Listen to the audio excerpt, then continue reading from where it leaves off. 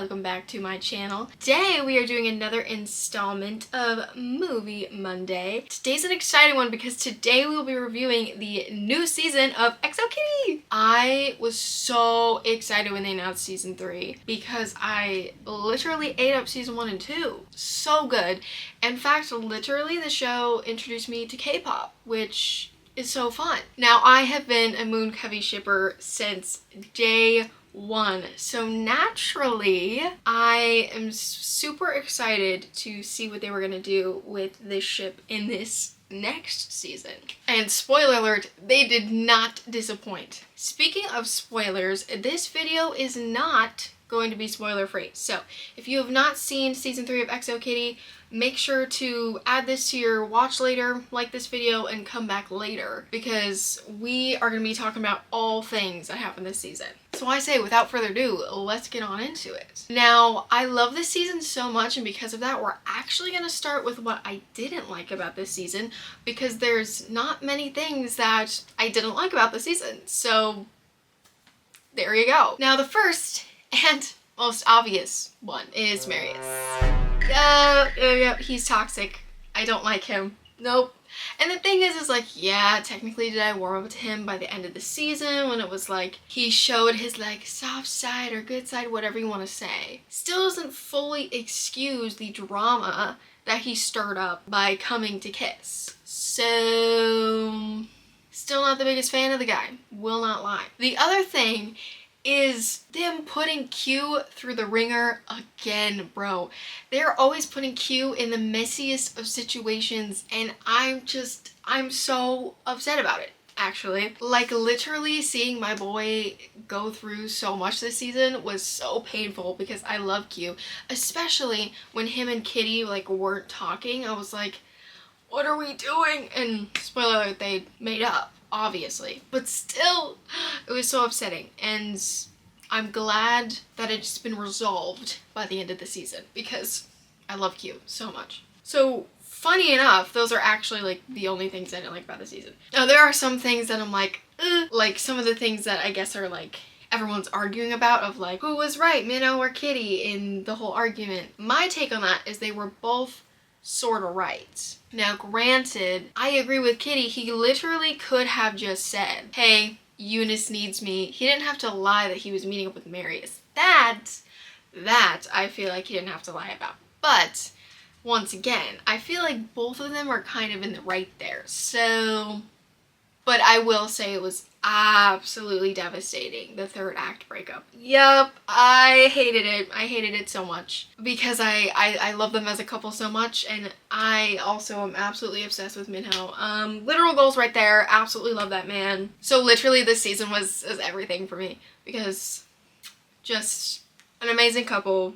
I love them so freaking much. And then as I watched each episode, I like wrote down little notes as I was watching, and it's so funny because if you scroll, half of the little bullet points under each episode are like all caps and they're like me geeking out about like MOONCOVEY moments, and yeah, that pretty much describes the entire season 3 experience, is just geeking out about MOONCOVEY. One of the first things that I wrote down that like had me just like giggling, kicking my feet, was when she's like, wow, the view is beautiful, and he goes, I agree. Yeah, maybe that's, yeah, that one got me. No, literally, like, goals. We should keep a counter. I'm probably gonna say that like a million times in this video. Minho and Kitty have become the new rom-com standard for me. And that's big, okay, because I am a huge rom-com romance girly. So for a new couple to debunk my favorites is crazy. But yeah, they're the new blueprint for me. I also loved how like she was like, oh, just like look for me in the crowd if you're nervous. And the fact that he genuinely was nervous until he saw her. We don't have to talk about the whole lighting up dress thing. We don't we don't have to talk about that. That's the one thing that XOKitty is always going to deliver, and it's always going to be at least 1 or 2 excruciatingly horrible moments to sit through, to where you need to literally pause the screen and you need to take a lap and you need to come back. And they definitely delivered in the first episode.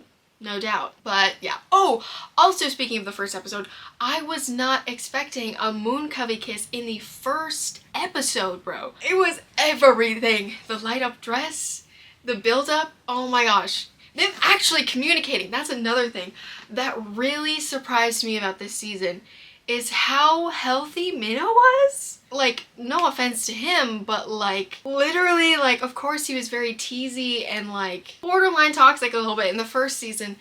And so like seeing him as like such a healthy partner who like communicates and actually cares and listens is wild, and also just like really attractive, I won't lie. Like I love their relationship and everything. It's just, it's everything. So moving on to the second episode, literally when he's the one who like got her senior sunrise. Yeah, yep, that was also everything. And the fact that they had like their second kiss at the senior sunrise. I love their banter. I love their chemistry. As I said, goals. And it's just, it's everything, bro. Like, I love them. And specifically in that scene, the thing that made me like geek out was me being on your boyfriend on the list, and she's like, maybe. He's like, well, you can knock that off too. Yeah, right. Moving away from the main couple, I really love Kitty matchmaking Jiwon and Alex together. I wasn't expecting that. And like the moment, because I also am a little bit of a Kitty myself, to where I like catch on to little things. Like I have a killer intuition. It's the INFJ in me. And so like immediately when Alex like comes up to the door and is like, hey, I was just like, you know, gonna grab some supplies or whatever, like, did you need anything? I was like, oh, okay, they like each other. Like I literally caught on as quick as Kitty did. And I love them so much. Even though I wasn't the biggest fan of the pregnancy scare thing, like that like wasn't my favorite. But at the same time, I feel like it was worth it, because I love how it paid off in the end of like Jiwon and Alex like essentially like repeating history in a good way. Like, oh, it was so cute. And even the moment that he had with like his father, it was like, well, maybe you can like experience those things now too. Like, that's literally so sweet. I love that so much. And then I won't lie, as far as other couples go, I don't know how to feel about Yuri and Juliana getting back together. Like, sort of. Like, I don't know how to feel about that yet. Like, I'm not mad at it, but also like, I don't know. But also, I understand their breakup. And also, the way that like she helps her like do her drawings for like her fashion and all that stuff, I think was super cute. So, I'm still on the fence about that one. I'm not mad at it, as I said, but oh, also want to mention, I'm absolutely obsessed with Gigi. She's literally such a cool character, and I was concerned at first, not going to lie. I was like, oh no, we're gonna bring another character to bring in drama and blah blah blah blah blah. But no, actually, she was like, honestly, she was MPV. Like, she literally was out there literally being like, go get your girl, go get Kitty, like, stop being stupid, like, realize that she makes mistakes, like that kind of thing. I was like, okay, Gigi. Like, I really like her character. And I'm actually really glad she was like an addition. It added a good layer to like Kitty and like her journey of like learning to trust Minho. Like, I feel like that was also a good thing to have as well. I also loved them going to the theme park, the Latte World. I think that's how you pronounce it. Literally the cutest thing, that he was like sort of teasing her for being scared for going on the roller coaster, but then I loved how he's like, we'll work our way up to it. Like, oh, it was the cutest thing ever. Literally, once again, goals. It's so funny to look at my notes for episode 5, because if you know, you know. Like, pretty much everything in this is in all caps, because of the fact that I was like, bro, like, they should have just communicated. She should have like asked for more information instead of literally jumping to the conclusion that her boyfriend slept with someone else and got them pregnant. Like, that's crazy. But yeah, I was pretty distraught after that episode. I was like, no. And also felt bad for Eunice, because obviously if that was true, I was like, dang. And speaking of Eunice, I loved Day and Eunice's relationship. It's like the cutest thing ever. And like also the plot twist of like him being the one that like went to Paris and like they hooked up, like that was also actually really cute. And I loved seeing their relationship grow and like just the cutest couple ever. And Day in general, like I loved the moments he had in this season, like hilarious. Like even in the moment with Q in the 6th episode where he's like, wait, am I good at this? Like I loved that scene. It was so funny. And even the scene where it's just him, Kitty, and Minnow in the kitchen, and then she's like, oh, so like how long have you known Gigi? And he goes, I'm gonna leave. Hilarious. So I love Day, and who doesn't? He's a great character. And then we have to talk about the obvious, literally Laura Jean. Oh my gosh, I loved having Laura Jean back. Not only like just because, of course, To All the Boys I Loved Before is literally one of my favorite rom-coms of all time, but also because like I just love their sister relationship. Like it's just so cute. Like I love everything about their relationship. And like getting to see them help each other through their current relationships I think was super adorable. And like she also, Laura Jean, had lots of good words of wisdom. Like there's actually a lot of good quotes from this season for that reason. Like I don't know, there's so many things I was like, actually yeah, that's so facts. This one actually wasn't from Laura Jean, but I think it was from Kitty, and it was it doesn't matter what's in front of you, it matters who's behind you. And I was like, okay, like actually yeah, facts. I love that. So I also did love that moment between Minnow and LJ when she was like, actually she's doing really well. Like I thought I came here to help her, when really like she's the one who ended up inspiring me. Literally love that. Like Laura Jean is so savage, but also like so sweet at the same time, and I love her. Episode 7 was everything. Like I love this episode so much because obviously the fashion show, iconic. I loved that moment, as I mentioned previously, between Gigi and Minnow, like the rock climbing scene, amazing. Because literally it's her knocking some sense into him. Oh, one thing I wrote down from that episode that literally had me cackling as a theater kid was our friend group has more drama than a high school production of Wicked. Literally, that's so valid. Like I love that so much because it's so true. So hilariously true. And then I was so upset at the end of this episode because I was like, oh, finally Minnow's gonna like, he's gonna confront her, and then she gets the email for NYU. And I was like, of course. Of course. I literally wrote my notes, stupid NYU. Which I mean, obviously, of course we want Kitty to follow her dreams and go to NYU. But at the same time, I want her and Minho to be together. So yeah. And finally, we have the last and best episode 8. And it's 8 for a reason, because they ate.